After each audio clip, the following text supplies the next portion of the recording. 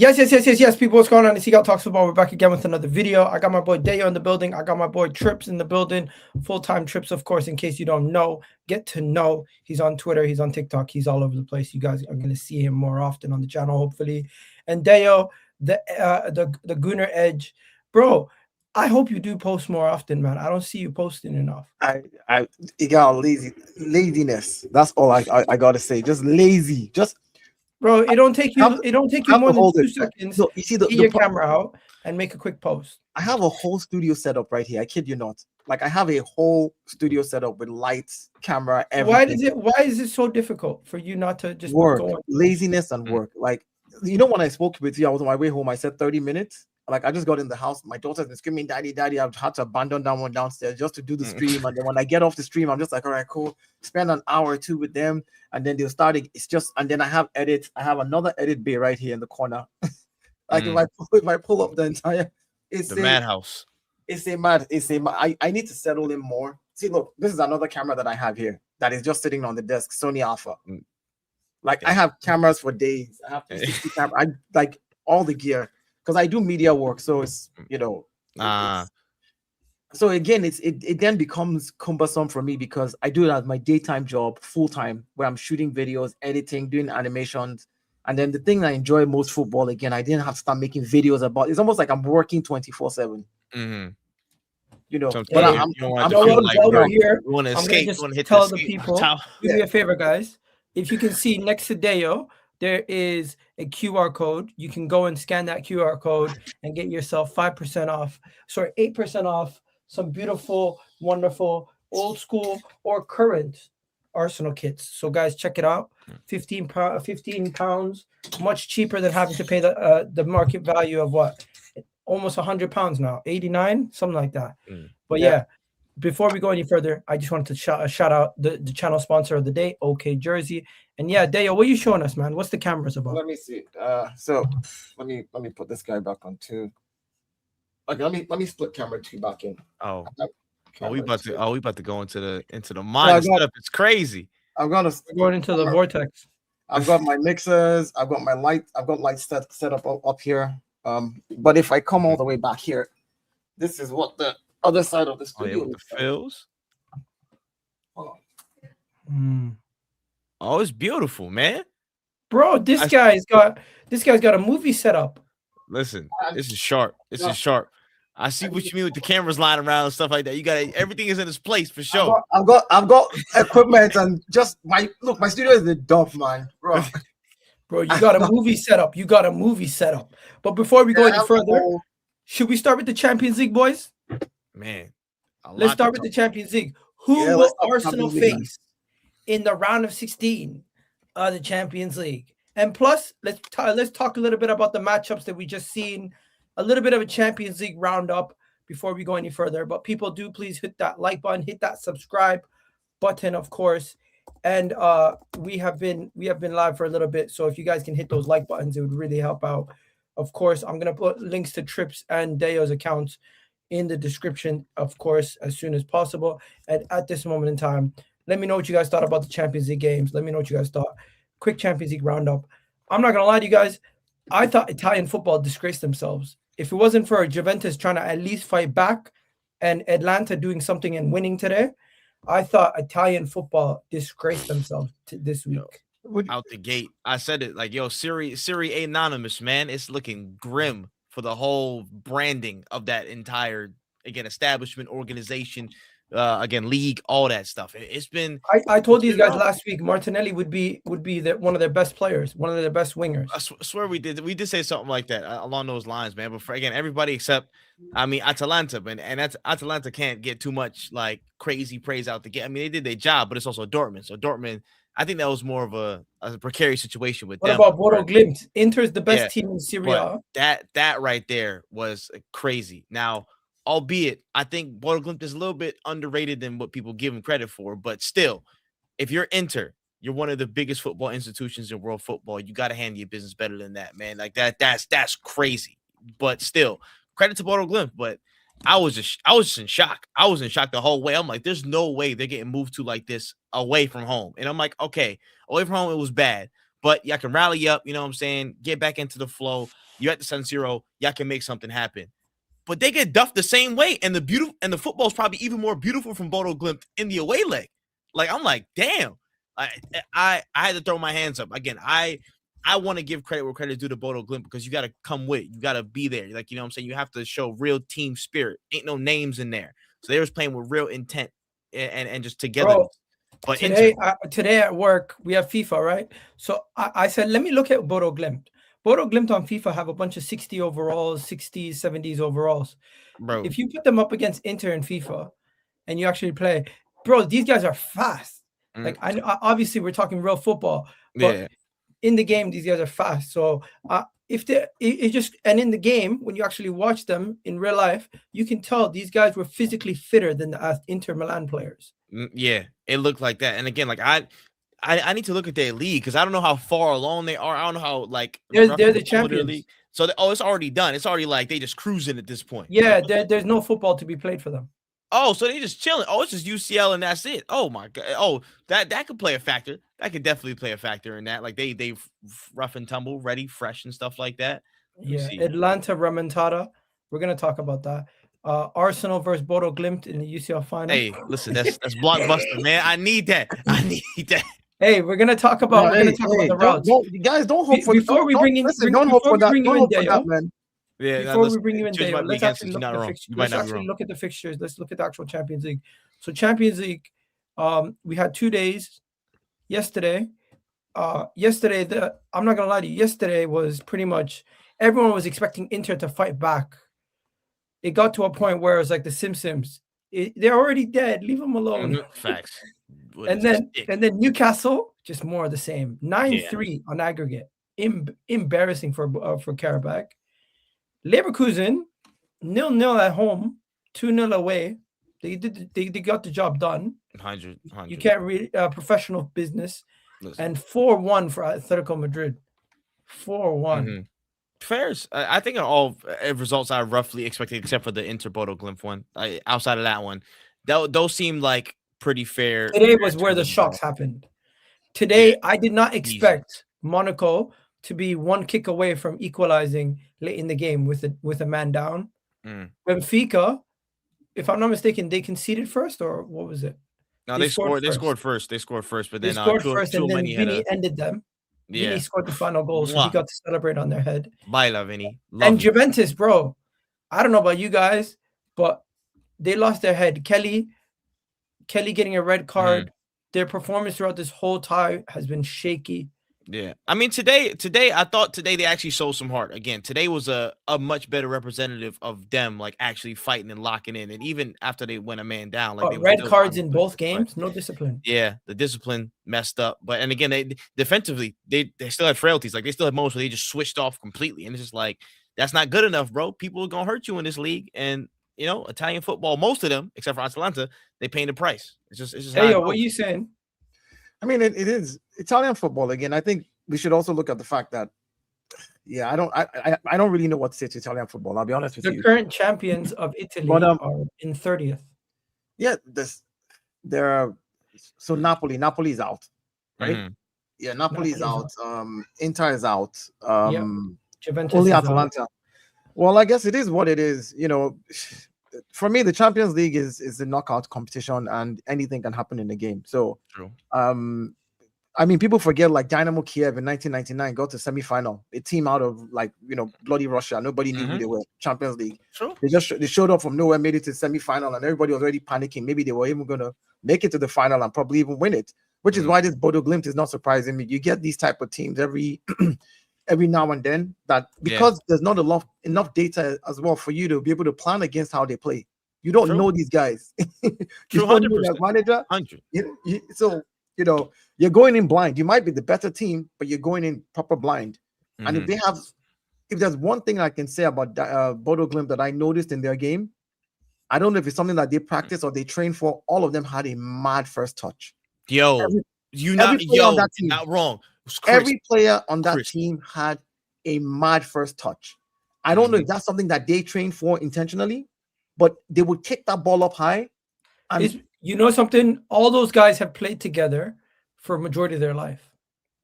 Yeah, I think most of them were like they're like academy products, right? I think a majority of those They guys all came up together, so they played Yeah. together so much. They know how to pass to each other. They know how they all you like have to the give them ball. kudos. You have to give them kudos. I mean, I For think sure. Inter disgraceful. They should have done better than that. Yeah, Inter Milan, but Mhm. having said that, knockout tournaments, this is what it's about. True. Anything can happen to any team. Like you blink and you're out of there, So you give yourself the best chance by making sure that you put the ball in the back of the net and you don't concede. And that's the most important thing. So yeah, we're in a good spot there. I mean, I'm chilled on the Hey, you know what? Let's get to what the draw might look like, because now this is the part of the show where we speak about Arsenal and we say who could Arsenal face. You know what? It's not bad. Atalanta or Bayer Leverkusen. And I'm gonna put it on the screen for everybody to see, because I don't think it's that bad. I think we got ourselves a decent little draw here, with everything going on. Fabrizio Romano tweeted it out, what the image looks like of the current bracket, and I like our odds. Obviously, right now, if you guys want to know who Arsenal could end up facing, we could end up facing either Atalanta or Leverkusen. That's just in this round of 16. I like our odds against both. But you know where it even gets more interesting, boys, before we get on to who we want to face between Atalanta or Leverkusen? Look at who we could end up playing in the next round. There could be a matchup between Bodo Glimt Sporting on our side, or there could be a matchup of Man City Real Madrid on our side, or a matchup where Sporting face Real Madrid and Man City face Bodo Glimt, and we could either face one of these four guys. If we get on to the next round, we could be playing. It could be a lot easier on our side of the bracket to get to finish the round of 16, get to the quarterfinals. You play Bodo Glimt or Sporting, then you're in a semifinal and you're facing one of Chelsea, Newcastle, or Tottenham, Atletico Madrid. It could get very interesting for us. But before we go any further, I'm getting too excited. Let me rein it back. What do you guys think about Atlanta or Leverkusen? I'm confident against both. Like, it could be so much worse. We could have got last year, Liverpool got PSG. They were rewarded with PSG for finishing first. We have it so much easier this year. I mean, there's never an easy game in knockout tournament. I don't, because again, these people are going to play you a one-off game, and to them, that one-off game could mean the entire world. Leverkusen could come in and be like, this is our only chance to win something. We're in 4 tournaments, so we also have to be careful. Like, either one of those games are going to be difficult. None of them are going to be easy. Either one of them. But I think we're the better team. I think we have the better players. I think we have the better manager. And we put ourselves in a good position where we're going to play the second leg at the Emirates because we came first in the league phase, which is a good thing. Which means we go very kind. Didn't we? No. Which I know, but we played both teams recently. We have. Again, what I'm saying is, just we played PSG last year in the Champions League. We beat them in the league phase, and then they came and beat us in the semifinal. Just because you played me the first time, don't mean the second time you're going to win. It's happened to us before. We've seen it happen. We can't paint that. I can't paint that picture. All I'm saying is, we're a better team. Will beat them, and we put ourselves in a good position, which means we go away first. If we can get a draw away, come back to the Emirates and win 2-0, it's knockout. I'm not looking to blow people out the water. I'm just like, look, you've given yourself the best opportunity to play all your knockout phases at home in the second leg. That's a good place to be. So whoever we meet, as long as we go there and we match them, we don't let them blow us out the water over there. When they come to the Emirates, they know that it's night. So I fully agree. Just at base, I'm just like, the fact that we've done the hard work in the beginning to secure home second legs is a huge bonus. And again, for how much that we have to travel, like how little we have to travel now, especially in the back ends of the season. You look at the Premier League, we only have to go out of London 2 more times in terms of domestic leagues and stuff like that. Like, that's a huge bonus, only having to travel to Brighton, to City for the rest of the Prem season, and then whatever Champions League has for us. That's a big bonus. That's a really big bonus, especially when some of these times are going to get really physical. The game's going to be open. There's going to be a lot of kilometers to run for these players.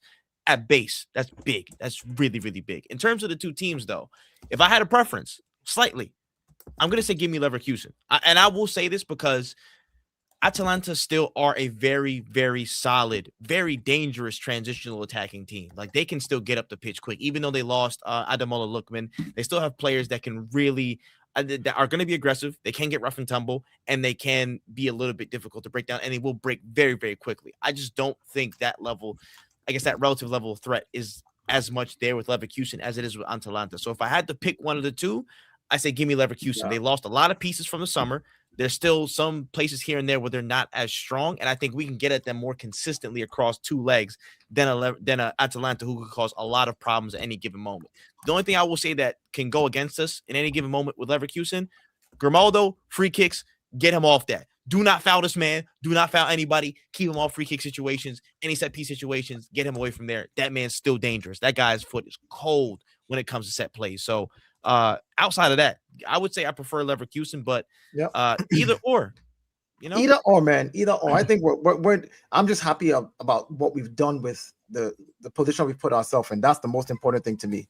The second leg at home at the Emirates, that's it. Like that's the pie for me. Like let's go away and do what we do best there, which is put a goal in. Like when we went to Inter, I didn't think we were going to beat Inter 3-1. I was looking for a 2-1 victory. I was looking for a 1-1. 1-0. Yeah, I was looking for whatever, like, just stink it out. But and this is the one thing that I like about Arsenal that I've seen in the Champions League that I don't see in the Premier League. And I understand why in the Premier League it doesn't happen. In the Champions League, when teams open up against us, we cut through them.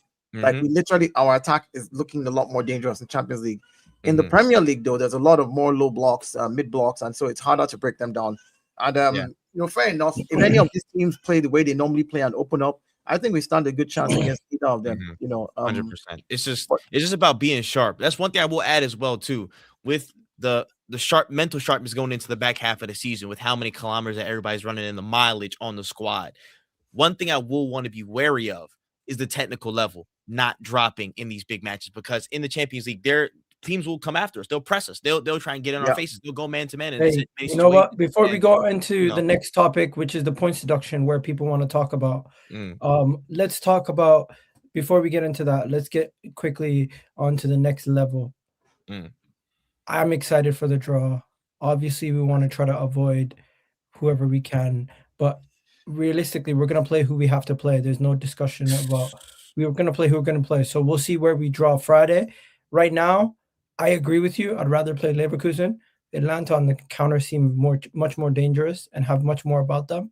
But regardless, whoever we play, we should be able to handle them, and hopefully we can kill off the tie early. So when we go back to the Emirates, we're quite confident that we're going to win. For sure. I would rather kill off the games early so we don't have to stress a second leg. And that's that. Somebody in the chat asked about the points deduction. Where did I hear about this points deduction? What's going on with this points deduction? Have you guys not seen all the stuff going around all day about Man City and the points deduction? They always kind of talk about these things whenever there is like a moment to speak about Man City, or a moment where something happens. When they have nothing else to talk about, I feel like Man City is the go-to punching bag nowadays. And I don't necessarily think this is going to 100% happen or not. But if Man City is found guilty, there is a potential of a 60-point deduction on the table. And if I can just pull up some of the information for you guys, so you guys can look at this. Look at this, boys. Man City could be deducted 60 points if found guilty for the charges against them, according to football finance experts, with over 500 pieces of evidence in the case, and a verdict of the 115 charges breaches between the years of 2009 and 2018 is close. This was spoken about on the overlap, and also Goal said that Manchester City could face between 40 to 60 points deductions and would immediately be relegating them from the Premier League if found guilty for the FFP charges. Terry did a whole video on it, and if you actually go on to the if you check what the overlap posted, if I can go find what the overlap posted, the overlap kind of spoke about it a little bit in their previous video. Let me just see if I can go and find that for you guys. In the most recent video, the overlap spoke about it, and you can tell the Man City fan sitting there looked a little nervous. Like he's like they should be nervous. They absolutely should be shaking in their boots. Okay, but there's two. I'm just tired of this. One second. Let me just pull it up. It's a 1 minute clip. Let me pull it up for you guys. 1 minute clip. 115 charges when you actually go through the small print. The hearing took place over a period of around about 10 weeks. We reckon there's probably about 500,000 pieces of evidence that were presented by both the prosecution and the defence. The hearing finished in the second week of December, so we're now, 14 months with silence. So, by the cases similar to a fraud case, I think we're probably into the final reaches of getting a decision. I think part of the challenge has been that because there's three very senior people who are on the court who are making that final judgment, getting those three together at the same time is actually very difficult. So that's delayed the case. It should be result in the next few months, but we said this before. Pep was saying in last February that he was expecting something. There's an awful lot of evidence to go through, and the charges are very, very serious. So you've got to have enough evidence. Yeah, so that's one part. We're gonna take a moment to stop and just discuss, guys. If they're found guilty, 60-point deduction. That's crazy, no? That should be the minimum of what they should get. That should be table stakes of what's going on. Not even 60 points. I just need automatic relegation. That's phase one of Operation Justice. Are you saying transfer ban also? Listen, get the whole lot. Throw every last, organizational member from Man City in the brig. Throw them in the gulag for all I care. Let's get that proper. They need if found guilty, what is a proper punishment for Man City? Listen, auto relegation. The punishment should be what the books say. What the books say. There are. So again, the reason you would get up to 60 points because there's many different things that they're being accused of, even though they've not yet come out and said yeah. So each of those things could carry a 3-point, 6-point deduction, 9-point. So in total, you get to that 60. So it's based off whatever the book. Like, so if they say, let's say they did some, maybe I'm just making this up. I don't know what the crimes are, and I don't want to speculate, but I'm just giving a fictitious scenario here. This is a fictitious scenario. Let's say they're being accused of bribery. In the books, we know that bribery might be like 6 points if you get caught. So we already do like that 6 points deduction there. Let's say they're accused of maybe bribing a referee or whatever. We know that if you got caught doing that, it's 10 points deduction. So based on whatever it is, they should just give them whatever the books say. Yeah, that's the way I look at it. I think that would put a lot more fear in other clubs because again, clubs like Nottingham Forest, Everton, even Leicester in the Championship, all got point deductions. For what they did, right? Immediately their case was reviewed. They're like, all right, this is what, because we already know what the penalty for those breaking those rules or that law is. So yeah, there's 3 points. What is the major delay? I can understand. Again, is it the 500 pieces of evidence or is it the final ruling and judgment? Let me tell you, I think the ruling and judgment has been made in December. They've agreed on what the penalty is. I strongly believe that because of how long it's taken and because of how much people have been waiting, they're trying to look at all the evidence now and be able to give a press kit, which is like, this is why they are getting 60 points. So let's go line by line by line. That's what they're. By the way, 8 to 9 years. 60 points is light. No, that's not light. I think they get double relegation. Listen, let me tell you why.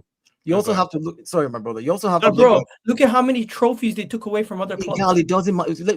We as fans, we care about trophies, but we also have to care about the brand and football. Man City in the last 10, 15 years has become part of the franchise brand of the EPL.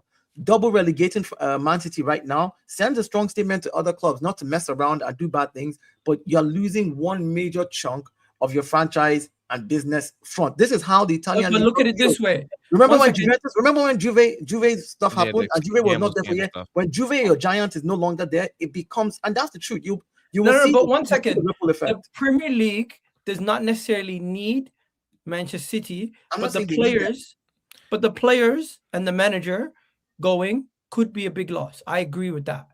Erling Haaland leaving the Premier League, he's most likely going to go to Barcelona or something like that. You're going to probably see a bunch of these guys go abroad. So it will make the league weaker. That's the rollover effect I'm talking about. It will make the league weaker. Once it's slightly weaker, guess what happens? Then there's the conversation of Europe. Now, when we go to Europe and then Erling Haaland is dunking on English teams in Europe or whoever he's playing for, all of a sudden, this is why I said there should be punishment. But I'll be real, from a Premier League perspective, these guys have taken they've mocked the club. They've mocked the league.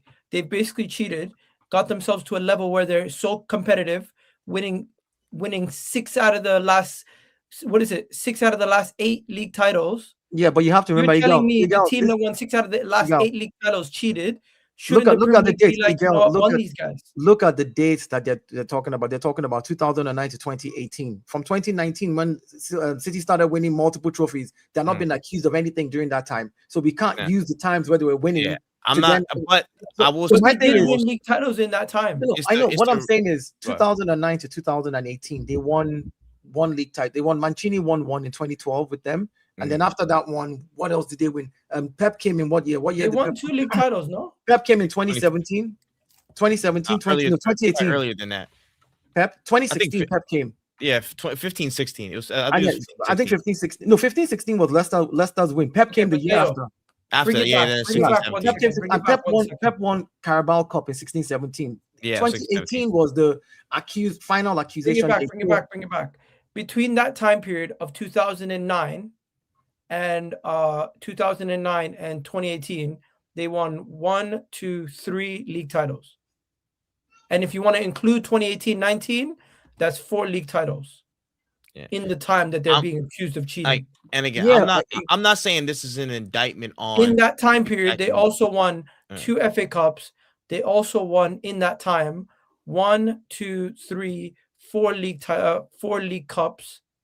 In that time, they also, if I'm not mistaken, they got to a Champions League. No, it wasn't then. But yeah, continue. They got to a Champions League final in 2000, COVID year, right? So I get that. All I'm saying is, it comes at the interest of 2 things, the intersection of 2 things that are clashing. One, how do we again adjust and preserve the sanctity and the veracity and the the integrity of football, and how do you cope with business interest as a league? It's the clashing of these 2 things. Like, let me ask you the final question, bro. Or about this Arsenal. As an Arsenal fan, do you care if they get a points deduction and we win the league because of it? At this point, it's not being an Arsenal fan for me. It's being a football fan. Like if we're saying from 2009 to 2018, would you rather Man City get the point deduction this season?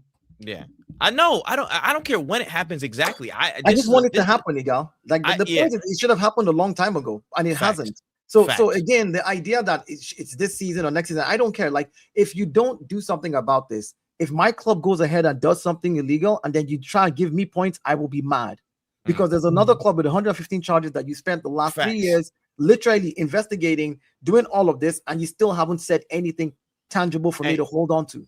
And you just slap the wrist. The other Blue London club that been doing craziness and madness, y'all just got anything off of him. You know what I'm saying? Off of Abramovich era stuff. They just got to the surface, and they still skirting on payments and points deductions from them people. So we're seeing a denial of justice at a football level. Generally, enough about them. Let's move on to the next topic, boys. I got a good topic for you guys here. Shout out to everyone in the comment section. Let me know what you guys are saying. Put a 1 in the chat if you guys can hear us loud and clear, because I'm not seeing enough of the chat come through. I don't know what's going on.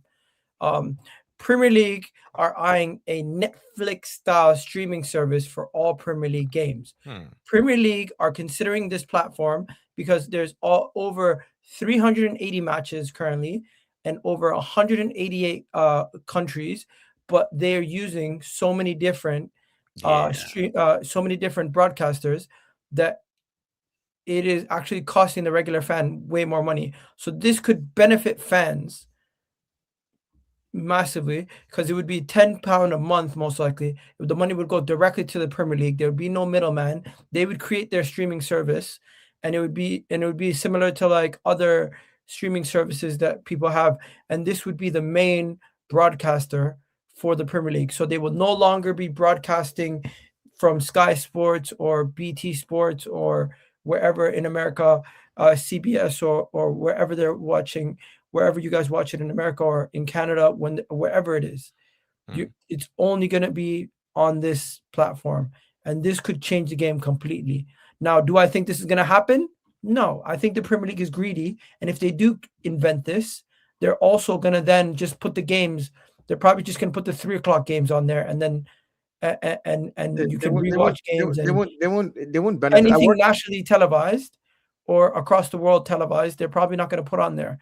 I don't think this is going to happen. So here's the thing. I think it's a good idea, but similar to how the NBA messed up League Pass, I don't think it's gonna be like that. I think there's a viability for this happen. I work in this industry, by the way, so I think it's a viability that this is going to happen. The streaming platform is a great idea. Do you think it will be effective? It will be very, very effective because they have more than enough content. First and foremost, the EPL has majority of the major soccer football content anywhere in the world. Here's the thing about TV companies persuade them to not do it fully, then and TV have companies, some episodes still on the TV. You will still have stuff on TV. Definitely, you're going to still have the Sky Sports deal that they have in place right now run out and all that.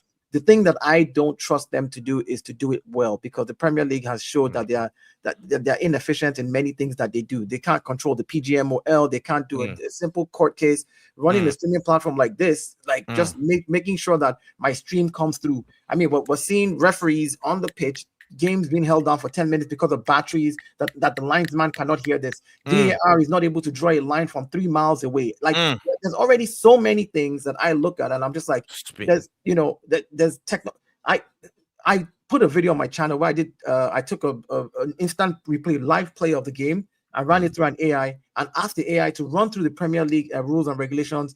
I didn't mention names of players, and I said, which player is offside? Watch it real time. And the AI came back, showed me an image, drew it, and was like, Gabriel Jesus is offside, and mentioned his name. This is me watching from home, doing real-time analysis before they could do their own lines in a game. And I was pissed. And I was like, you know what? I don't think these guys have what it takes to be effective when they set it up. But it is a very good idea. They have enough content. You'll be able to get bench cams. You'll be able to get the referee cam. You'll be able to get behind the scenes. You'll be able to get locker room videos. You'll be able to grab a bunch of interviews. You'll have more context about the game and not just, tune into Sling TV or tune into NBC and the match just starts. Like it always starts here. Yeah. Like you just tune out, it's kickoff. You get nothing more. Yeah. And I know it's much more viable in we're looking at the proposition in the UK because you guys have so many stuff tied up to TNT Sport, to Sky Sport. There's so many providers that make it fractured. You know what I'm saying? For us, again, it's mainly just Peacock, and that's it. Yeah. So I think because of a lot of the information and content that they have on Peacock would just immediately transfer over to the app. Again, all the bench cams, kind of all the goals of the week things and all the programming that they usually fill up, it would just be on the app, easily transferable in theory. But it's the execution part that I agree with you. It's just I don't trust them to make a good streaming product. Again, I don't think they have the strongest infrastructure. I don't know if y'all have the coverage gaps in the States, but or out there, but here in the States, sometimes Peacock coverage is bad. If Peacock is messing up like this, what makes me believe in y'all to set up a good infrastructure to stream games? They could. The problem I have with them is they've just showed me ineptitude in a lot of things, so I don't trust them. But setting up a streaming platform is not the hardest thing, honestly speaking. The only reason why I think Peacock struggles here is, of course, the US is really massive, and so you will have, and then internet again is all based off what you have as your upload download speed. But again. The fact that streaming platforms here like Netflix, I think what they should do is partner with the streaming platform that already exists. Facts. And use their infrastructure and say, well, we'll set up a Premier League streaming, whatever, £10, $10 a month everywhere in the world for us, like Netflix. Netflix is everywhere in the world. Use their platform. Partner with them. They do it with the WWE. They do it with Russia. I don't know if you guys seen this.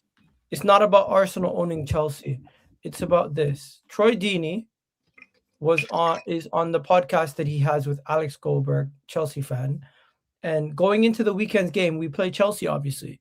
So you would think Troy Deeney would give us some insight, being a former professional footballer and everything else. But no, he took this opportunity to voice his frustrations of how Arsenal fans conduct themselves and compared us to his child who does something and then immediately forgets that they did that same thing, but then ignores the fact that every single fan base kind of does this.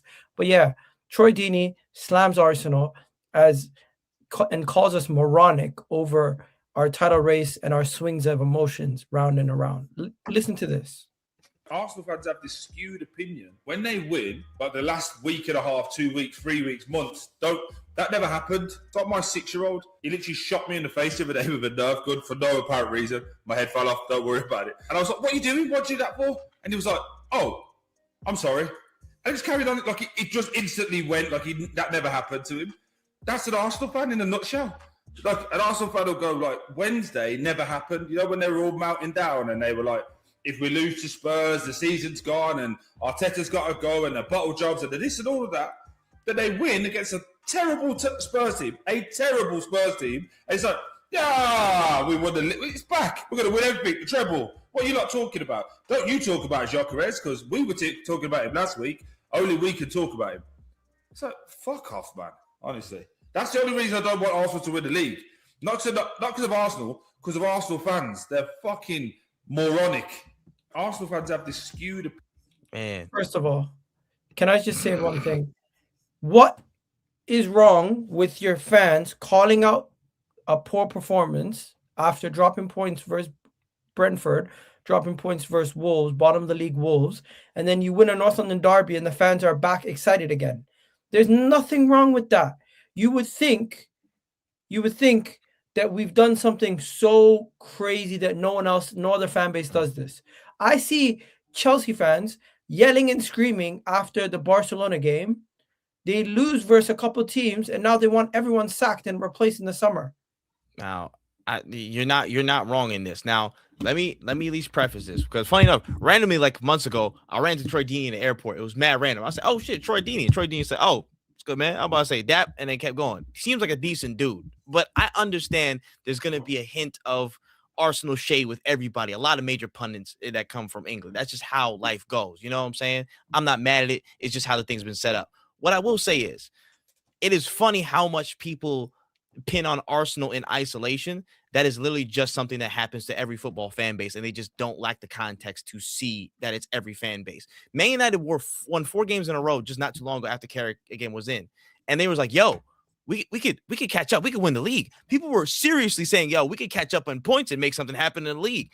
Every fan base will have delusional fans. You are not a big enough fan base if you don't have some subsect of delusional fans. That is just how life goes. Yes, there are some people in the Arsenal fan base that are going from window to the wall, for lack of a better term, with every game, because one game we're out of it, one game we're back in it, and they don't know how to steady themselves. They're emotional. Some people are there. We got some fans who are like 12, 13, 14, 15 years old. That's just life.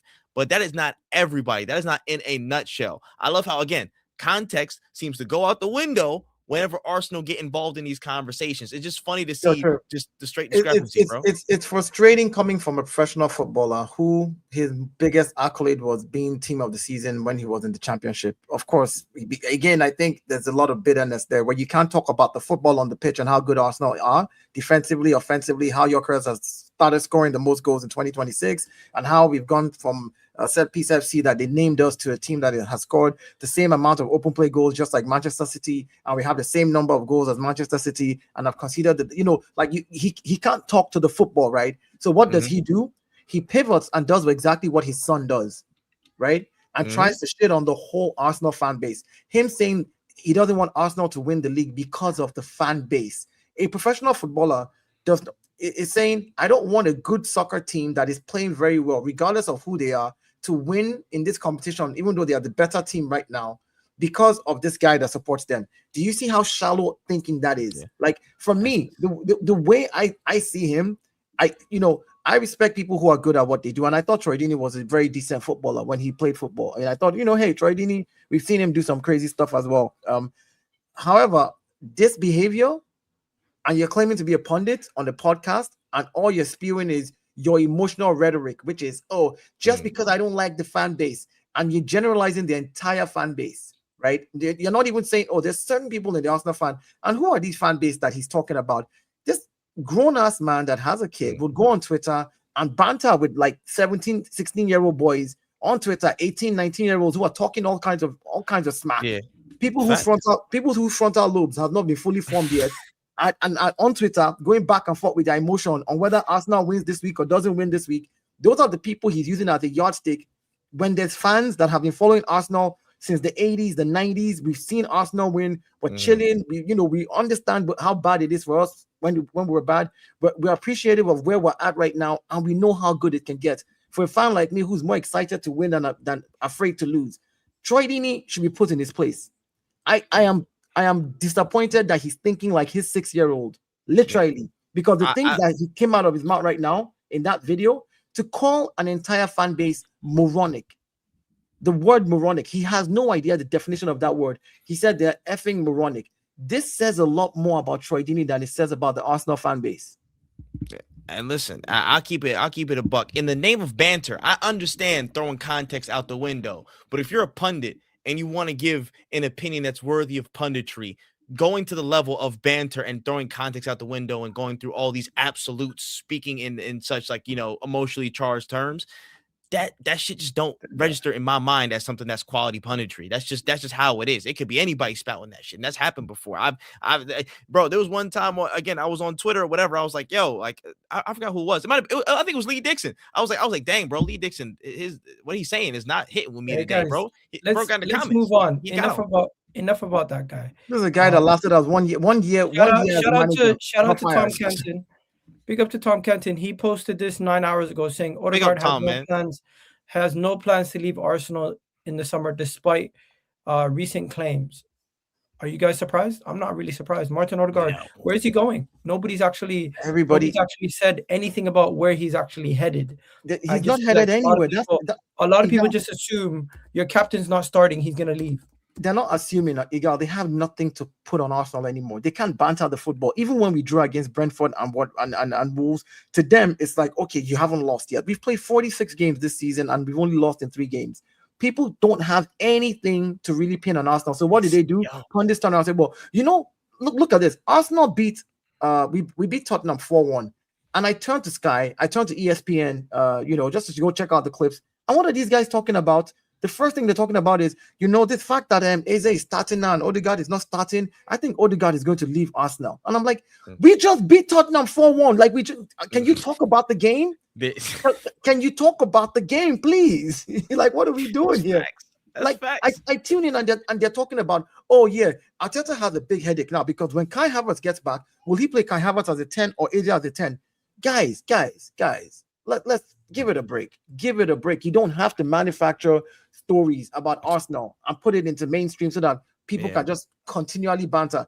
They don't have the capacity right now to see football for what it is. They see it through the goggles of banter, and I feel bad for all of them. It just says more about them than it says about us. That's the truth. 100. And it's like, again, it's this stuff that pops up all the time. Again, to your point, it's manufacturing something to get a buzz, to get clicks, to get engagement, to spark something up when nothing's there, to create a story, create something that's out there. Again, to this Odegaard point, bro, if anybody expected him to leave on his own volition this summer, any crazy bust up, unless something crazy changes, expect no. And why would he, bro? Been the captain of this club for some time. Nothing bad's been going about him. Again, the constraints of his role and how often he'll play and what the dynamics of his inclusion will be next season, that's a different story. That's a different question that we can ask with on the pitch tactics, with what we can surmise from there. That's a constructive conversation. But just saying out the gate, oh man, Odegaard's gonna leave. Eze's here. Automatically, 1 for 1. And it's crazy to just say Odegaard is going to leave this summer. Players leave clubs. So players leave clubs. I get it. Right. I want Odegaard to stay. I want Saka to stay. I want the best. But listen, let me be honest with you. If tomorrow somebody offers mad money for Saka and Saka says, hey, I want to leave, and with that money I can go get Lamine Yamal or somebody else who's a replacement, I'll get it. Players come and go. The club is what I support. Arsenal is who I support. I want my club to be at the top regardless of who is fed into the system or not in that system. Mm-hmm. So the idea that Odegaard is leaving, is this the first time a good player has left a good club? No. It's not the first time, but they paint that story. Odegaard is going to leave. Then they say something like, because Eze is now here. So now they leave the blank open so that everybody's like, Arteta doesn't like Odegaard anymore. I heard all kinds of nonsense about how 2 weeks ago Odegaard was not passing the ball to Gyökeres because he doesn't trust Gyökeres. Who gave Gyökeres an assist against in the diamonds 90+4? Who was there? Again, these players need time to figure each other out on the pitch. Gyökeres is still figuring out what he needs to do on the pitch. Odegaard is not firing at all cylinders. Yes, I agree. But with all of these shortcomings that Arsenal has, we're still top of the league by 5 points, top of the Champions League. We're in the final of the Carabao Cup, and we're on to the 5th round of the FA Cup. We've put ourselves in a good position to be able to win multiple this season. So anybody who can't look at the football and just talk about the football, I called out something in the summer when people from Manchester United, I called them my dark horses. When they bought Cunha, Mbeumo, and they bought Sesko, and they bought Lamens, I told the Man U fan that I know, I said, listen, even without the manager, these players here, all of them together, Mbeumo, 20+ GA from the season before, Cunha, 20+ GA from the season before, Sesko, 17+ GA coming from the Bundesliga, Lamens, decent goalkeeper. I said, your front three alone, you have almost 55 GA. Even if they don't give you 55 GA, if the front three gives you 40 GA alone, and then you have the rest of the team chipping in, I said, I see you guys making top 4. That's strong. And that's the football. That's just looking at the football. I don't have to banter United because they came 15th. It's banter is good when it's time for banter. Wait till the end of the season. If I don't win the Premier League or Champions League or Carabao Cup or FA Cup, come and laugh at me very well. I'll take it. But when I'm looking at the game as is, it makes no sense. Facts. Time and place. It's just time and place, bro. It's really just that, bro. I'm for it all. I'm for everything. I'll throw jokes. I'll throw whatever. Again, I'm not gonna let my loyalties never not be known. I'm gonna let you know I don't like Manchester United. I don't like Chelsea. I don't like all these other clubs out here, and I'm gonna throw jokes whenever I want. But when it's time to talk football and be like straight on and actually give an opinion, we can apply context. We can actually like be constructive about it. You know what I'm saying? At least call a spade when it's time. I mean, if fans do it, man, if fans do it, I'm cool. Like I'll take all the banter because it's fans just for me as a fan, like I want to win something. So our banter clubs that I beat, you know. Let's move on, boys. When pundits do it, it irks me. Irks me. Let's move on. Shout out to everyone in the comment section also. We got this bombshell from none other than Tom Canton. He said Arsenal financial results have been revealed, and we can now say that across the last 10 years, Manchester City have spent 870 million more than Arsenal in wages. So next time you guys speak about net spend, don't forget this. Bro, context. It's the great equalizer in this world, baby. I love it. I love it so much, man. Again. And we also found out about the wages. We also found out that Arsenal have revealed that they're showing a small loss from last year down to smaller loss of 1.4 from year end of May 2025 from the 17.7. So basically this is 1.4 million less than 17. So last year was 17.7. I think this year is now 16.3 is what they want to say really. For the previous year was 52.1. So we're basically earning more revenue and we've not lost as much. Either that, if I'm reading it right, it was actually might have been a bigger jump from 17. And then you also have Kieran here going in a little bit more in depth, speaking about Arsenal's financial figures and everything else. And I think the best thing about this is fans asked him questions in the chat. What would you rate Arsenal's financial position and potential to spend in the summer? Very strong position. I would give Arsenal a B+. What is behind the leap in commercial income over cost? Former has grown exponentially since 2023. Better brand, more regular championship participation. Fairs. Okay. I think most fans don't realize we already netted like 100 million euros for qualifying for the last like being top of Champions League. Like there's already So that in itself on its own, like TV rights to be able to Tuesday night Champions League, that's money, right? Where do we go from? Where's the Champions League money? Obviously, we're not accountants here, but we're literally looking at an accountant's review of the club's revenue. And you can see from 2013, where it was 280 revenue for the club, it's gone all the way now to 691 million. That's good. Wow. That's good. again, just 2023 when we had no Champions League football. just getting You back. see the And dramatic the difference league, Champions League the football league, has. man. The semi-final of the Champions League last year that we went to, we got about Huge. another 98 million for just getting to the semi-final. People don't realize you get a lot of money for that. And minus that, your broadcast right is something that you have to remember. Is like it's in perpetuity. But guys, look at this. Look at our wages. Our wage bill. Remember when they said Champions League wage bill on the Europa League budget? Remember that? What year was that that was said? Was that 2018? Yeah, like around 2018, 2019 as well. Yeah. So our wage bill at that time was around 2019. It was around it was 231 million, and we brought it down all the way to 212 when we started challenging for the league. And now, because we've renewed some signings, it's shot up to 346. Yeah, it will go up again. But again, remember your revenue is also growing. But it's only 5% of our overall revenue. I know, but look at the revenue. That's around half. Look at the revenue in 2019. We had 344, and our wages was 225.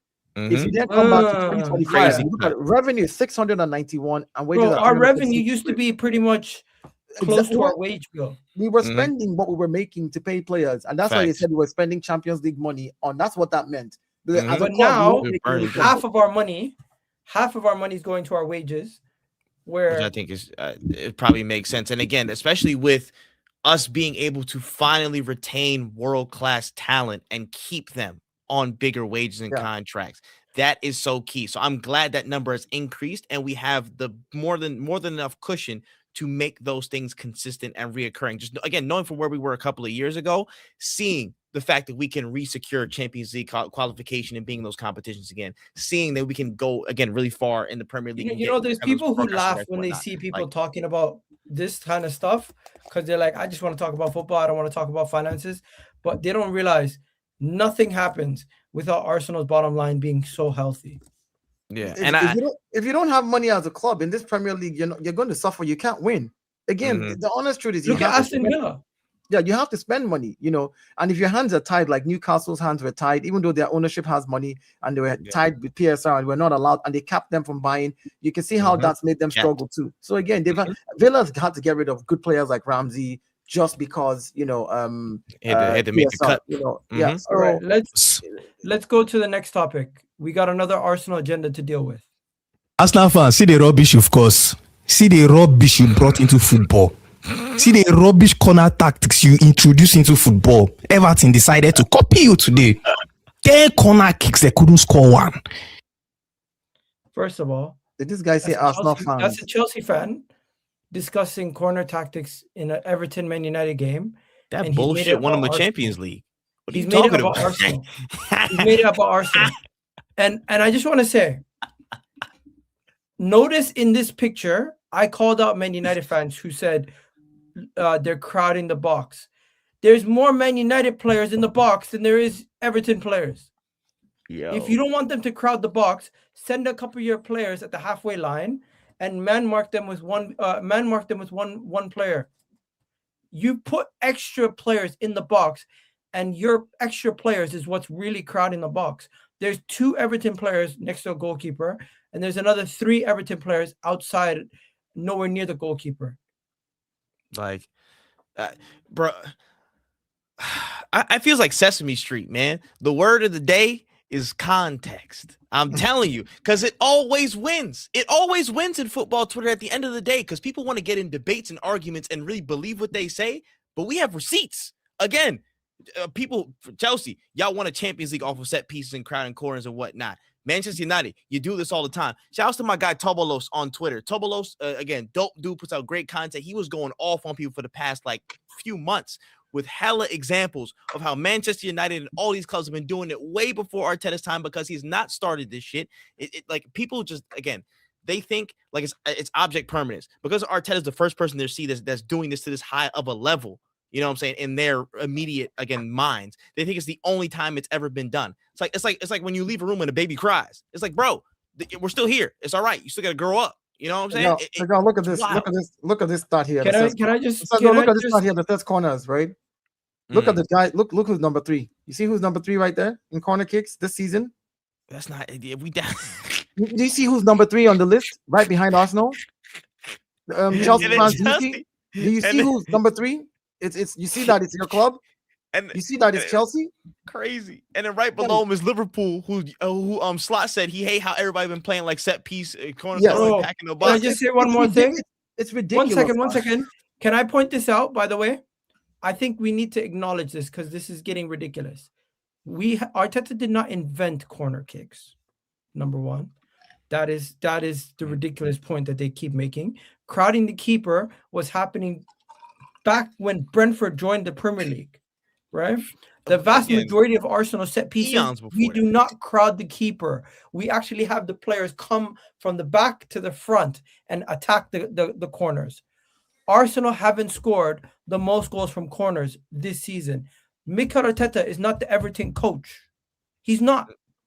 And simple as, if your goalkeeper is being crowded, send some players to the halfway line.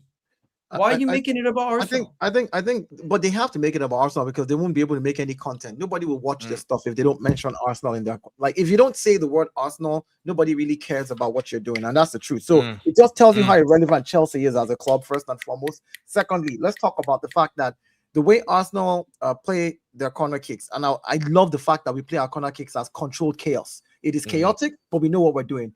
Everything that we do is planned to create space for that one person who's going to attack the ball, either from back post back across the post, or front post flick it backwards, or flick it down in the middle for a shot on. They've rehearsed this thing. Ben White was in an interview recently, and they asked him about the corner kicks, and he says it's like second nature to us. We've done it so many times. We know what to do. Like, everybody already knows what to do. So it's controlled chaos, and that in itself is a genius tool to have in football. When teams are playing a low block against you and they don't want to come out of the gates, they just want to pack 11 men behind the ball and play. It's part of your tools. And why are we getting so many corners? Because you're defending against our attack. Arsenal this season has had the most touches in the opposition box in the Premier League. I don't understand what people don't get there. The more we're in your box and the more we're trying to score, the more you gave away the corner. I didn't give it away. I tried to get the ball across to your post. And then if you're giving me multiple corners and I don't use it, then I'm the stupid one. I'm the stupid one, right? But now I decided not to be stupid and learn how to use the corners that you have willingly given to me. You gave me lemons, I made lemonade. You gave me cracked eggs, I poached it and I fried it. You gave me apples, I squeezed it into apple juice. And now you're getting mad that I took the nonsense that you are giving me and turned it into a weapon. Take several seats behind. Take several seats. Go to the back. They called us, we're such an unethical football team. They became philosophers out of nowhere. I ain't never seen so many people like read Aristotle in my life. And the people just rose up. They started having Socratic seminars and stuff like that, talking about the ethics of football. I ain't never seen y'all talk about it like this. What's happening here, bro? I get it. Hey, if Arteta's legacy is set pieces, then good, because set pieces is one of the main reasons why some of these smaller teams are not getting points off. If we won the league off all set pieces, I'm doing double backflips like if we won it off all open play goals. How many set pieces? How many set pieces did Liverpool score in 2018, 2019? Does anybody remember? But they didn't win the league. I don't know, but no. Here's my point. When Liverpool was doing it, go look at the headlines. Oh, Liverpool is changing the game of football. And it was the same person who made that headline about Arsenal.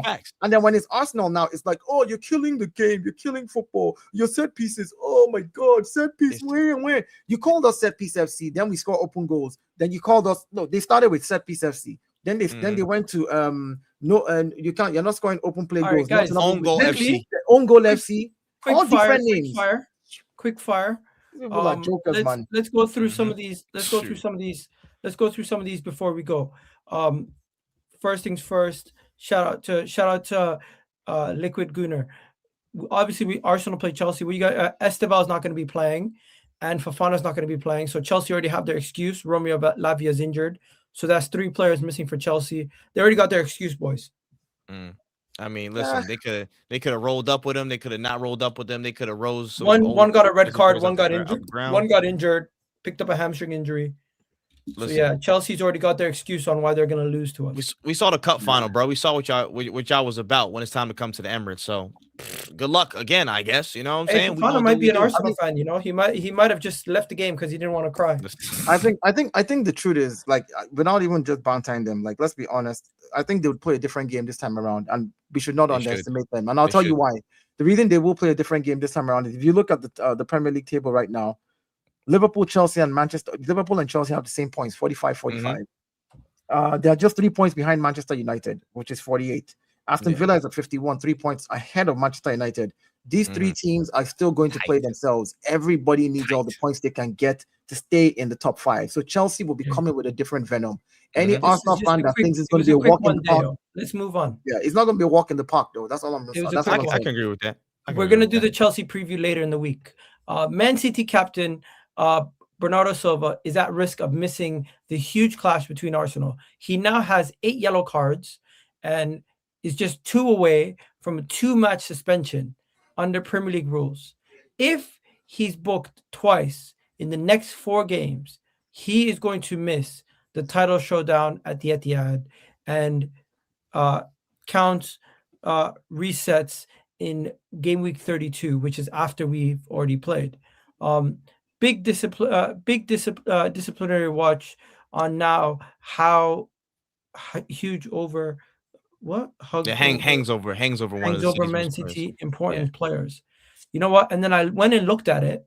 Does Arsenal have any players in this situation? We don't. Do we? Our next player who is on this list for yellow cards. Bro, Donnarumma has more yellow cards than all of our players. Timber has 5 yellow cards. Donnarumma has 5 yellow cards. Oh, word. Okay, that's our fair. Our discipline this year has been very good. I'm happy about it because last season Calafiori has 5 yellow cards. Yeah, he served his time. He already served his time because his was before like the first half. It was the first Wolves game, wasn't it? Yeah, where he was suspended. Yeah. But again, to say this really quickly, Bernardo Silva should have been in chains, wrapped up next to Groot from Guardians of the Galaxy, bro. Rocket Raccoon should have been in a jail cell for some of the challenges he's been putting in this season, bro. For some of the stuff he's gotten away with, insane. But we can only hope he gets booked twice in 4 games at this point. Crazy, egregious stuff constantly, bro. He needs to be jumped straight at the man. Up. He didn't even look at the ball. Nuts. Crazy. Real Madrid inquired into Gabriel Magalhães. Arsenal said no. Arsenal said no. We're not looking to sell. Yeah, I mean, swiftly made aware that is not an option. This is good news for me. You know why I like this? I like this because it tells me the caliber of players that we have. People will inquire. There's nothing wrong with inquiring. Inquiring doesn't mean the guy is gonna leave, he's gonna go somewhere. But this just filled me more. Like it backs up my thought process of how highly I rate Gabriel Magalhães as one of the best center backs in the world. If the biggest club in the world is actually asking questions about him, so yes, so I'm really happy about it. And Arsenal are looking to make Hincapie permanent. I'm happy about it. We have to. Please do. Oh my goodness, this guy's good. We've barely seen what he can do from an offensive side of the game with his crossing ability and just his overlapping qualities, bro. We've only scratched the surface. We can have somebody with that overlapping quality of a Kieran Tierney when he was healthy type of impact. So I want him in the squad. Different profile, against a dog, aggressive. That's somebody I want to have in the squad with me. Simple. You know what? I still think Calafiori is better in the attack. I agree with that. Better. I can agree with that. Yeah, but Hincapie is actually a center back. He's the left back he's playing. Yeah, by trade, he's a center back. He's a left-sided center back. He plays where Gabriel Magalhães plays.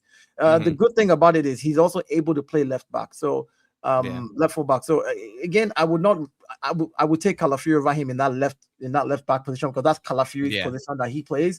But of course, I have a guy that can also do the job there. So we have an option to buy. Yeah. So we don't have to worry. It's going to be different profile, man. It's going to be a sell-on clause of 10% and a £52 million purchase. That's cool. I'm with that. 52 million euros. So like 40 something pounds. Yeah. Listen, press that button, baby. I'm taking the deal. All right. Arsenal are monitoring Bradley Barcola. This is like a Martinelli replacement. I don't even know, and that's a whole nother conversation for another day. I don't even know if I want Martinelli replaced, so to speak, but I want him to be like more of like a squad player, like getting different minutes while we get a superstar left winger. Is Bradley Barcola a big upgrade on Trossard and Martinelli? From most metrics, absolutely. Yes, this guy is a chance creator and a separator like damn near no other in across the top 5 leagues. This guy is dangerous. The only question mark I have on this guy is the consistency of his finishing and the last action. Oh my gosh, he is so good. But that little piece is the thing that still gives me like that's kind of the same problem we have in Martinelli. Yes. But he is so much. But Barcola is so much better at attacking his man, dribbling. Like again, we wanted him before he went to PSG, so we'll have to wait and see. Dale, do you have anything on Barcola, or should I move on to the next topic? I like Barcola. I think that I think this is what gives healthy competition. It's like having Eze and Odegaard and see what's happening every time somebody gets a chance to play. Now they both, you know, Odegaard is assisting, Eze is scoring. They're showing they're both like, hey, put me in, coach. So I think Barcola will push Martinelli, and I think that would be a good healthy competition to be able to get the left side firing. So yeah, fully agree. Yeah, that's pretty much it. Just 1 second. There is something that I need to show you guys. I don't know if you guys seen Martin Keown, one of our biggest fighters we have. One of the only people who actually steps up. By the way, did you guys see Max Daumann is in an Adidas commercial? Already? Listen, that kid is stamped. That kid is stamped. Max that boy Daumann, is stamped. at the age of 16, is in an Adidas commercial. Do you know how crazy that is? Listen, I call him Percy Jackson, the demigod, man. That boy has been blessed. That boy, he know what time it is, man. Superstar already in the making. It's lit. It's lit.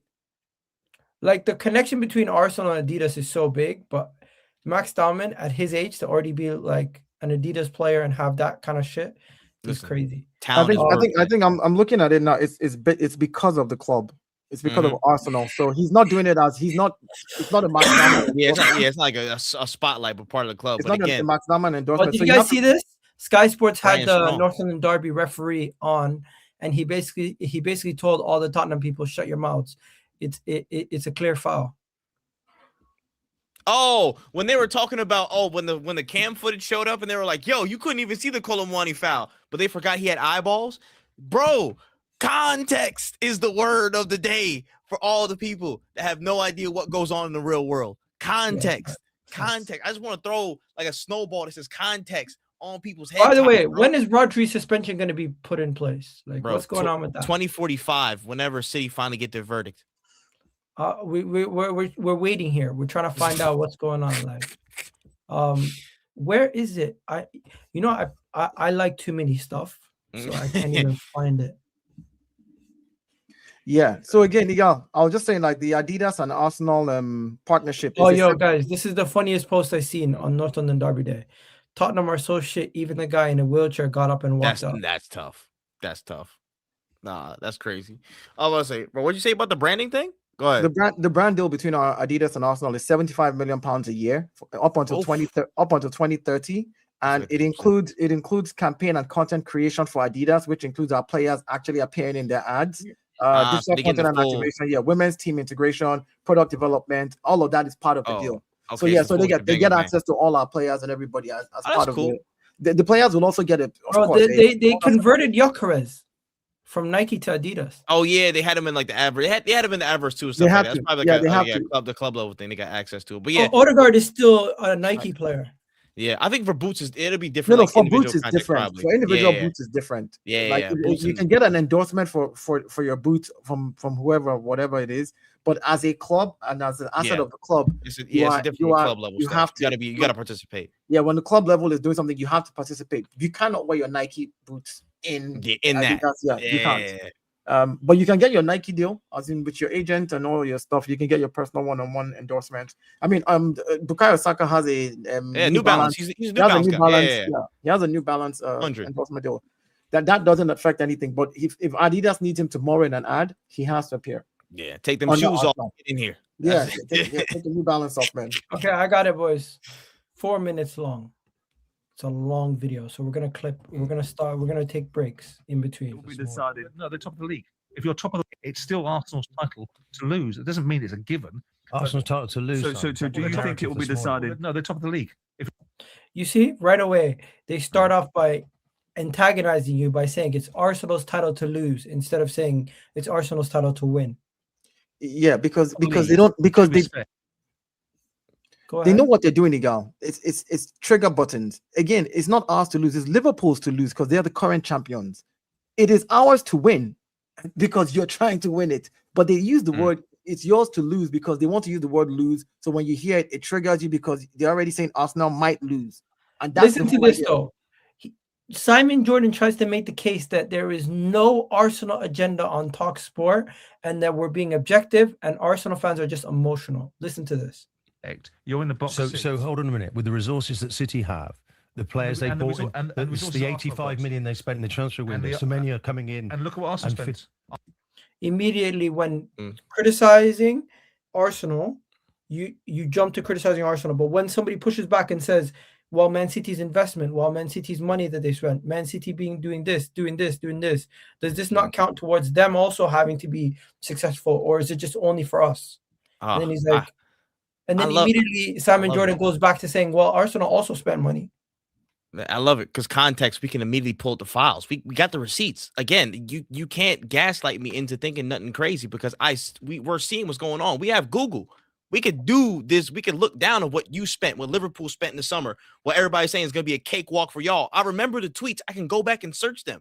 We see what y'all said. People aren't slick, but again, they set it up to frame it in a certain way where it looks crazy for us. Again, let's listen to another 10 seconds. Arsenal have matched Man City pound for pound over the last 3 seasons, so we can't have that argument. Bullshit. Yes, we can. Yes, we can. Yes, we can have that argument. Yes, we can. Man City wages are so superior to Arsenal's wages, not even the same stratosphere. It's not just wages, Igal, that we want to look at. I think the problem here is that these people are disingenuous and they're not willing to look at all the facts and be able to say, hey. No, but they're always looking at net spend, knowing that we don't sell players for good. And that's the point. That's his point. They're disingenuous. That's what I'm saying. I'm saying they're being disingenuous because they're picking and choosing what they want to use. So yesterday I had the similar thing with a Chelsea fan. We're talking. And he says, yeah, look at the game against them. You drop points against Wolves. You drop points against 10-man Chelsea. You lost. You lost to Liverpool. I said, why are you picking the particular games in the entire season where I dropped points and I lost? Look at the whole body of work over 27 games, right? And tell me how I am doing. If you want to select the games where he said, okay, what about Wolves? Bottom of the table. How can you lose to Wolves? I said, okay, if that's the case, right? He said the person who's chasing you, City, beats Wolves. I said, if that's the case, how can City drop 2-goal lead to Tottenham and then I beat Tottenham 4-1? I can have that argument with you. Like we can go back and forth over which team I beat and I lost to and which team. No, the bottom line is round and round. You know what? Let's continue, boys. Let's just listen to a minute of this. It's Arsenal's time. But look at the manager. So that makes it Arsenal's look at the number of trophies if you're top of the league. He's won 18 trophies at Man City. And that's fantastic. So me and you are in the same boat. Okay, let's imagine we are, and we're trying to beat Pep. But it's not going to be easy, is it? But Pep's team. It's not going to be a given. Winning the league isn't supposed to be easy. No, of course it isn't. Of course it isn't. But after one result, it was very interesting. The likes of Goldstein and people on these channels, other channels, diving in, ridiculing, loving it when other people don't do well. That's too far. No, that's not true. It is true. That's not true. I mean, 100% that's not true. I'm not going to defend Andy Goldstein because it's not in my interest or I have any. Andy, play this later. But if you want to be a good presenter and you want to go to the next level, don't take fun from other people losing their demise. I'm not sure you need to lecture people about how they conduct themselves, Martin. But the fact is that you have no objectivity. So the reasons why you catch shrapnel is because you lack objectivity. If you are very, you're an Arsenal fan, you lack objectivity, but when you're a rival and you make everything about Arsenal that's negative, when even other fans do it, that's not objective? Listen, context is a funny thing when you know what it is. I'm happy he stands on business and calls people out. Because some of these guys need to be called out. Gabriel Magalhães thinks he because he played for Aston Villa, he knows more than everybody else. The guy just chats shit. You know, he tried to say the team. Gabriel Magalhães came out after Gyökeres's performance and said, "Well, Gyökeres should just be happy that he was playing against Dragusin, who is a Portuguese level defender." Listen, and I'm about to say we could go round and round about yeah, whatever. He played against opposition, only scored in these games at X, Y, Z, and has the same amount of goals as Drogba in his opening season at Chelsea or whatever. We can go tit for tat and pull out all the But cherry if we pick say that, bullshit we're all the delusional. time. We're comparing Drogba to Gyökeres when we're actually talking about a statistical fact. Again, context is a funny thing. Yeah, it's because they don't. The thing is, they know, but because they have nothing to banter us now with, they will stick on that hill and just say, "Oh, you're comparing Drogba to till they die." And that's what they know what you were saying. They know what we're talking about. He knows what Keon is talking about. White knows what Keon is talking about. He's not stupid. He's basically saying what did Martin Keon say just right now. He says you're going up a manager who's won 18 trophies at Manchester City. Is the best manager right now in the whole world. Has showed it time and time again. It's not going to be easy. So when you drop points, make sure you've given yourself enough cushion so that they don't catch up to you easily. And that's what we've done this season. I think most people who have said statements to me like, by now you should be 12 points ahead of City, I call them delusional and stupid. I say, listen to me very well. But how many times have you seen in the league where a team is 13, 12, 14, 15 points ahead? That's the anomaly. It happened in 1997. It's happened even 13 Liverpool times. last season were only clear by 10 points. It's happened 13 times that I can count in the history of the Premier League, where a team has gone on to win the league with that large margin that people are asking for. Most teams win the league with 2 points, 3 points. We've seen 1 point. We've seen goals differences as in on the league. We've seen City do Liverpool do 99 and not win the league. Especially when you haven't won it in so long. The first one is never easy. So it frustrates me. 2 seasons ago, we lost the league by 2 points. I didn't hear anybody say that. They said you bottled, and I'm like, this is the norm. This is the norm for the league. Most teams, most champions win by. Last year we weren't even in the title race, but people are saying you bottled. But it's a bottle. But again, because people's penchant for disliking the club and throwing banter in the way of actual analysis and having an actual opinion, they want to take the terms to extremes rather than call things for really what they are. I feel like it's a Mandela effect. All these people have made themselves believe something that never actually happened. Some of them, hell yeah. Some of them definitely are on that type of time where they stand on the hill so much that they believe it's a mountain. You know what I mean? Like it's like they create their own false narratives and live with it. But listen to this. Very subjective about situations. You become very defensive of it. No one's got any agenda against Arsenal. Nobody in this studio. Well, that's where you're wrong. That's naive. Who's naive now? Well, it's nothing naive about it. Nobody's got an agenda against Arsenal, except when Arsenal make it about themselves and put themselves in a situation where they're beyond criticism.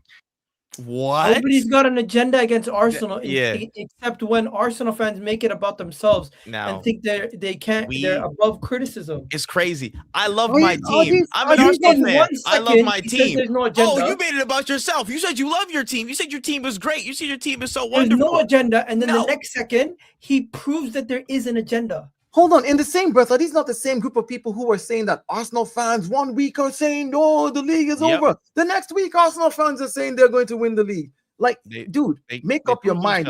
Make up your mind. Who makes it about Arsenal? They make it about Arsenal.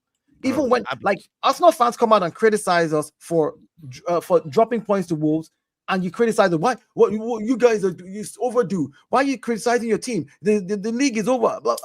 The minute we say anything as an Arsenal fan, the minute you say anything as you think anything, you say anything, you do anything, it will be criticized. This guy just said Arsenal makes it about themselves that they cannot be criticized. When has any Arsenal fan said do not criticize the club? You banter the club always, anyways. Already.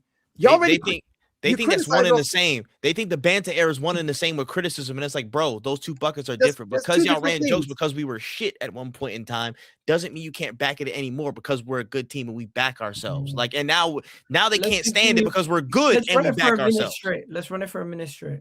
If you drop points beyond criticism, if you drop points against Wolves and Nottingham Forest, what we have here is you deserve to be. What we have here is really good competition between two magnificent football clubs, Man City and Arsenal. But you bristled at the observation that a team that's been sitting on the top of the league for the 90% No. I'm bristling with Andy Goldstein, laughing, giggling. The sentiment I just said at the demise of a football club. We went off on a different tangent, but the sentiment I just said is Arsenal's title to lose. I happen to believe that because if you sit on top of the league for the season, 151 days out of 190. It is your title to lose. It doesn't mean it's a given. It doesn't mean it's easy. It doesn't mean that I'm building up pressure. I don't believe. So did I miss something? Was the title handed out then? I didn't say that. Would you prefer the narrative to be Arsenal underdogs because that would suit you better? Is that what you know? That's not what he's saying. Arsenal just need to shut all the noise out and just go and play their football. That's what I'm saying. It's really when they play it's Wolves really interesting when Arsenal trip and fall over. The ridicule that they face is unprecedented. The amount of scrutiny that this team every week, Monday, it's like, oh, Facts. can we win it again? Can we win it? Are you going to lose it? But that is the legacy of Arsenal. Arsenal put themselves as the Bank of England football club. No. They come with all the heritage and prestige of being a football club of significant repute. They haven't won a Premier League for 21 years, and your fan base are quite Where did noisy the Bank at of England times. come from? That was Everton back in the 60s. No. That's the description. Igor, of can you David pause it Dean. for a second? Igor, can you pause it for a second? I want to address something that he just said right now. This whole 21, 22 years not winning it, very, very true. That's a fact. But I never heard any one of these guys say it took Liverpool 30 years to win their first Premier League. I never heard any one of these guys say it took, hold on. It took Chelsea 45 years to win their first one. It took City 49 years to win their first Champions League. It took me 5 years to win my first Champions League, Premier League. Premier League. It took me 5 years as Arsenal Football Club. And yes, I haven't won it since then. But if you're going to criticize. He's talking about ridicule. What Keon is saying is ridicule. There's two different things here. If you're going to criticize a team and talk about what it is that they did wrong and what went wrong and how, again, us sitting back and soaking up pressure was the wrong tactic. We should have just gone for the kill. I can criticize the players for who was wrong, who was bad. Calafiori coming in, God knows what he was doing. Get your head together. If you come in calm and do your business, right? I can pick on each individual and criticize, but instead they spew nonsense and make it into mainstream media talking points, and then people just start talking rubbish, and of course that will aggravate anybody. It's a blanket term for BS, man. It's like, words mean things. I have a dictionary. So it's crazy. Say, well, there's no agenda against Arsenal. Bullshit. There is an agenda against Arsenal, and whatever the reason why you can't say anything good about the football on the pitch, and all you want to address now is just, Odegaard, this is it that is going to play. Like, talk about the football, because when City played Newcastle, right after that I went to watch clips on all these channels. They were talking about the football. Newcastle came back in the second half and pressed well. City are still showing their shaky side in the second half. They analyzed the game. When it was Arsenal, there was no analysis. All I heard was, will Odegaard leave next season? Will Eze be the one to start in the next game? Do they have any games this week? No, apparently they have a week to rest. Do you think they will be able to be sharp against Chelsea because they've not rested for a whole week? They've not had a whole week rest. I'm like, what are we talking about here? And it's like, bro, I'm not saying that the blowing out of proportion and narratives happen to only one football club on this planet. That's a lie. It happens to everybody, whatever. You know what I'm saying? It happens to everybody at some level. But I will sit up here and be a liar if I told you it didn't seem very disproportional at times in the English media cycle and in the English Premier League because of how things have been set up amongst these top clubs and amongst the fabrication. Let's get it going. Of Arsenal. They're like the English bank of a football club. So you have an envy, a problem with that, do you? No, I'm telling you the reasons why people react to Arsenal. I don't have any envy. I have very little interest in Arsenal, quite frankly. Why do you bristle so much about the noise when your manager sat down before the game this week and said? No, I was talking about somebody who works on this for this network, who for me takes fun. So basically, your problem was with Andy Goldstein. Oh, 100%. Yeah, I'm not saying that Chelsea are bottling it. Am I? I'm not saying Chelsea have bottled it last week. I'm not saying that Villa bottled it. But if Arsenal lose, they bottle it. But Chelsea are not in the conversation about the narrative. I'm talking about the narrative that's been created. But the narrative is based upon Arsenal's previous deeds and 2 or 3 seasons ago, which you bristle at then. But then we're talking about what they're doing this season. Stay on track. We're talking about what they're doing this season, basing it on what they did 2-3 seasons ago, so that you can make yourself seem right. It's just the most shallow thing you can do as a human being. This is like me saying, how you gonna move the goalpost and then try and score when I just saw you move the goalpost? The goal's supposed to be over there. The reality is, it's over there. Arsenal win a game, it's the worst Premier League ever. Arsenal draw a game, you've bottled it. Arsenal lose a game, it's Man City's league title, you're finished. Yeah, again, that's just how context is absent. The discourse around Arsenal's performances is, if you win, shut up, it's just this team. If you lose or drop points, how the hell do you lose or drop points to this team? But when you have Arsenal beat Leeds, and then that same Leeds team gets points off Chelsea, they just move on to the next game. Then they drop points to Burnley, then they just move on to the next game. You don't see people having whole videos about Chelsea bottled it. You don't see whole videos about Aston Villa have fallen off a cliff. You don't see that. He's right. It's a double standard. One thing for Arsenal, because maybe Arsenal fans are such a huge fan base and we bite on everything, but also these guys are taking the piss. Anyways, tough, let's finish it off. And the same thing has replicated itself against two sides that are third and fourth and bottom of the league. Oh, sorry, bottom of the league and fourth and bottom. Oh, are they? Okay. The lad what was the relegated? The first lad who scored, he had scored in 106 games. You get a debutee comes on and scores. Of course, you're right. The season hasn't finished yet. No one must pass anything. That sounds like it has. No, that's not. That's a silly observation. You're just trying to personalise conversations. We're talking about the specifics of a situation, saying that Arsenal sitting on top of the league for 151 days out of 190, matching City pound for pound, and the City team that's been in decline, getting better, but nowhere near what it was before. They should be considered the favourites to win this league because they've been in the box seat. Does it make it easy? Does it suggest that it's easy? We are favourites, and I don't think anyone's disputing that. Why do they create narratives that we don't argue with? Not because they want somebody to bite first and foremost. Which Arsenal fan sits here and says Man City are favorites when we're in first?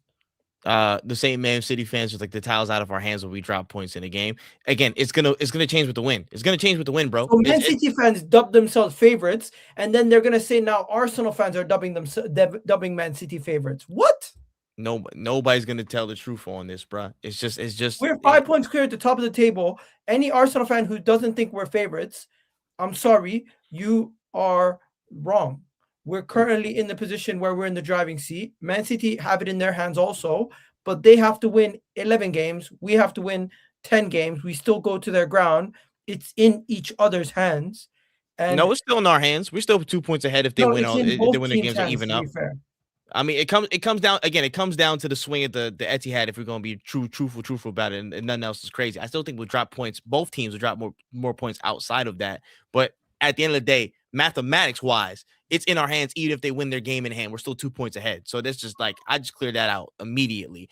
And just to the rest of it, all of this, bro, it is going to change with the wind. The context that these people fail to apply will always fuel the narratives that just reside at the end of that, bro. They're not going to apply context to this. It's always going to be everything is absolute to the letter of the law because it gives an opportunity to hate on Arsenal because people just hate Arsenal. So that's going to be the basis for their entire logical flow of what they do. Again, it happens to every club in some way, shape, or form. But in this league, in this dynamic setup, amongst these networks that have watched English football for the past several decades, that is just how things have crystallized. That's just how it's formed. You know what I'm saying? And we're stuck like let's finish it. There's only like 10 seconds left. Highlighting that City are human as well. And it wasn't easy for them watching it. It was interesting to see they're all the same insecurities that Arsenal may have or face going because forward. it's not the same City side, right? Look at his smug face. Look at his smug face. And it's like he's trying so hard to move the goalposts, man. So hard. I got an upset stomach listening to Simon Jordan. I don't be listening to clips like this, bro. I got an upset stomach doing this shit, bro. I need a Pepto-Bismol to even out after this. I'll be very honest. It's crazy. I was talking to someone and he was like, "Yeah, but you guys were 9 points ahead at one time." And I was like, "No, we've never been 9 points ahead of City at any time." We were 9 points ahead when Liverpool were up 1-0. Like AF, like in the live table that much, like 2 seconds. I'm talking about I'm talking about the middle of the game. Real result. People are counting the table in the middle of the game. No, listen to this now. So I told him, I said there was no point where the weekend ended and Arsenal was ever 9 points ahead. I said the largest number of points we've been ahead of City this season, the largest has been 7 at any given time. I said, what is the points difference now? He said 5. I said, so we've only given up 2 points out of the 7 that we've had. So you want to say it's 9 so that you can say we've given up 4 points so that the narrative is stronger and it feels a lot more like Arsenal is doing something really, really bad. When in reality and in truth, it has never been that. So it's the weirdest placement, but I get it. Heavy is the head that wears the crown. Whenever you're going to the top, people are going to keep trying to pull you down. So I ain't worried, man. I'm just like this. If this is what comes to the terrain, I'm ready to take it. Listen, look, I'm more excited to win than afraid to lose this season. And we are definitely put ourselves in a position where we can actually win multiples this year. And if we can go on to do it, finish strong, I promise everybody, in the summer, if we finish strong in the summer, I don't want to see any one of you because you will not like me. It's hot. It's a you will not like me. It is hunting season. It is hunting season for every rival fan, and it's on site. On site, 100, bro. Kratos FC, man. We doing Yo. walkdowns against the whole pantheon. All the elements against us, we walking people down. It's just how it is, bro. I'm coming on to every single one of you. I'm coming on all your streams. I'm hacking your streams. I'm jumping in there. I'm doing. In fact, you wait and see. Let me just end the season with the Premier League, a Carabao Cup, and so help you God. So help you God, I make it to the final of the Champions League. I'm not saying even win it, but just make it to the final. It's hunting season. Open. Oh, hey, hunting wabbits. I'm with that. that. Wabbit season, duck season, wabbit season, wabbit. Oh, in fact, for sure. Honestly, man, crazy. All I gotta say is shout out to everyone in the comment section. Big up to all you people. I can't see any of the comments. It's really crazy. We're gonna end it off here. But before we end it off, there's one more thing I wanted to show you guys. Arteta changed up the tactics, and I seen a certain somebody break down the tactics. I don't know if you've seen anyone break down tactics with Tic Tacs, but look at this. He's got white and red Tic Tacs, and he broke it down perfectly. This was the difference between what we did in the North London Derby to give ourselves more space in the midfield and in the attack. Asked this morning, how come it seemed like Arsenal had so much more space in the North London derby against Spurs? And it was a clever tactic from Mikel Arteta. So tic-tac's already out, and it involves the fullbacks here. So in previous games, Julian Timber on this side, and then Calafiori, but yesterday Hincapie on that side. In attacks, they've been going into that position there in previous games, which means obviously players drop back in here and it all gets very, very congested in this area. But what Mikel Arteta did yesterday was tell them not to go into that position. That attracted Tottenham's wing-backs out to there, and then you can see straight away midfield having all of that area to cover, and they were getting loads and loads of space. So Saka was getting all this area over here, a player goes across, Ezra's getting all that space in there, much, much closer to Gyökeres, and it was just opening up spaces for Arsenal where really fullbacks going in there makes it more congested. Fully. I don't think people actually speak about things like this when they talk about the game. It's mostly just banter I see online, but it's nice to see that we've gone from a situation where we're playing so narrow with our fullbacks that we had no space in the midfield. If you see that, look at that. That's a back three with a midfield four. Usually this is what we would face when we're building up and trying to score goals. Whenever Zubimendi or Rice would have the ball, they'd be facing that many defenders and with no space in between the lines. But just that one little change of having Timber and Hincapie stay back has given us so much more space. And I do think I've been asked this morning, how come it seemed like a great video explaining like little things that we don't tactical and that pass came from Timber from from our half. The second goal. Second goal. He just got a chance to get over. And does Gyökeres have that much space if Eze is not right next to him? That's number one. Number shadow two, striker as well. And number two, if Hincapie or whoever was on the left had pushed forward as well, and let's say Timber had also pushed forward, what happens is those defenders come closer. That means that whole line is now congested. You can't get the ball to Gyökeres. But you again, can't dummy anything. You don't have enough chance to. There's less unknowns. Staying back, creating that space, and then their fullbacks. I mean, their fullbacks are thinking, do I jump on Timber? And if you try to jump on Timber, he releases the ball. That leaves space in behind for the fullback, where Eze can actually either go into or Saka can drift into in the right there, which allows, open space in the middle right there for Gyökeres. So that was, good tweak. I guess when teams play like that, like I said, it's easier to cut through them. But when teams play a low block, we don't really know how to break down the low block. So we have to use other tools. I want us to learn how to do long throw-ins. We need to have that as a major tool, because once the ball drops in the 6-yard box, it is hell for any goalkeeper.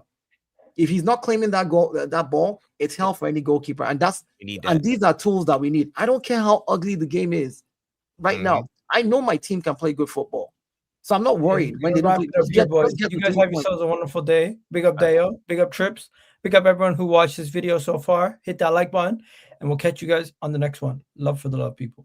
Peace.